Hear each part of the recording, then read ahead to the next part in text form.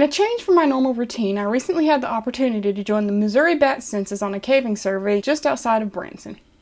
Communication Professor Michael Taylor, biology student Maya Robles, and myself joined Executive Director Kirsten Alvey-Mudd on a bat count. For Kirsten, this is just part of the job. My job entails me doing a variety of different things that help to protect and preserve caves and bats here in the state of Missouri. We do everything from winter bat and biological monitoring in caves to landowner protection for our landowners, everything from controlled forestry management to watershed cleanups.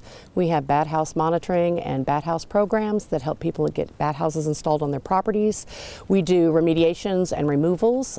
We do rescue and rehab. We do a lot of education and outreach, and we're pretty busy. And then we were off. I set foot inside a cave for the first time. As we waded through a shallow stream to our first open area, the walls sparkled gold and silver due to the colonies of bacteria, and my apprehension was replaced with excitement. Writing that may or may not have been from centuries past lined the passages. Then we saw our first bats. We've just got to look in every single fold. Okay. And they're going to... Yep, we got a tricolor here we'll look at. The Missouri bat population has been hit hard by Whitenose Syndrome, which is a fungal disease responsible for decreasing bat numbers across North America. Whitenose Syndrome first arrived in Missouri in 2010 through swabbing samples in a privately owned cave that I actually not only managed but had been familiar with for over 35 years. Cave from my childhood that continued into my adulthood, 3 generations in the same family. It was really heartbreaking. In 2012, it arrived with visible muzzle fungus just a few counties south of that at a state park. And from there, it has literally pillaged our state. Unfortunately, we did find some infected tricolors, but the numbers overall seemed promising. So far we've had 17 tricolor bats that all appear to visibly be healthy. Unfortunately, we saw 5 tricolor bats that had varying stages of Whitenose Syndrome showing, 3 of which did not look really very good. They had it pretty much everywhere.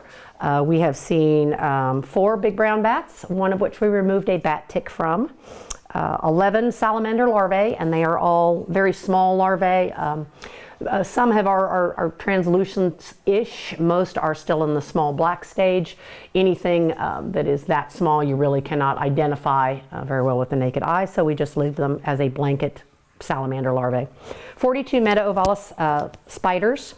We saw 1 juvenile grotto salamander, and the juveniles are still aquatic dependent and they have gills. 50 plus or minus cave crickets, 100 plus or minus Heliomyzidae flies, which are a red-eyed fly, 100 plus or minus fungus gnats. If you can see around us, this cave has got a lovely collection, large volume collection of raccoon scat, splattered with a little bit of dog scat in there. So there's plenty for the fungus flies to enjoy themselves on. And then 100 plus or minus mosquitoes. So far, for no farther into the cave than we are, we've had a pretty good number. Not as big numbers in comparison to what we had pre-WNS in this cave, but still decent numbers.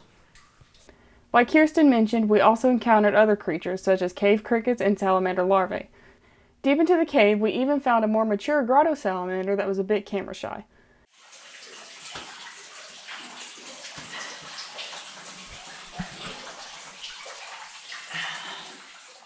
Then I was reminded of just how far out of my editing chair comfort zone I was. Ow. Did you get me hitting my head? Yes. Eventually, after seeing a collection of beautiful formations, we came to a belly crawl that told us it was time to turn back. I quickly found that returning to the entrance was not nearly as simple as the trip forward. However, as I saw the light from the outside once again, I knew I had no regrets. Learning of the bat's struggles to survive was eye-opening, even for a common citizen such as me. Kirsten provided some advice for us on how to help.